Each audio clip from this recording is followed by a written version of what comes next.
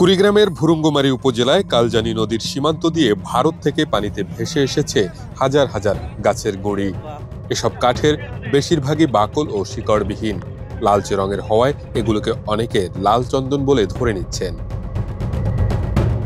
গত কয়েকদিন ধরে ভুরুঙ্গমারী উপজেলার শিলখুড়ি ইউনিয়নের ডলডাঙ্গা শালঝোর এলাকায় কালজানি নদীতে এসব কাঠ ভেসে আসতে শুরু করে।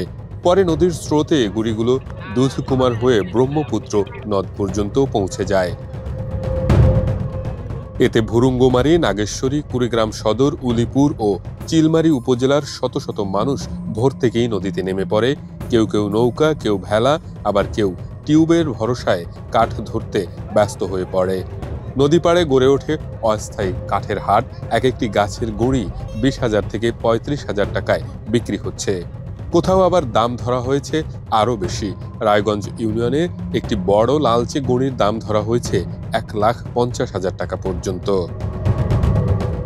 এক্সট্রিম মশার কয়েল প্ল্যান্ট ফাইবার দিয়ে তৈরি। ডেঙ্গু, চিকুনগুনিয়া বাহি সহ যে কোনো মশার বিরুদ্ধে দেয় এক্সট্রিম সুরক্ষা। স্থানীয়দের ধারণা, গাছগুলোর উৎস নিশ্চিত না হলেও ভারতের দিক থেকেই আসছে এটা নিশ্চিত।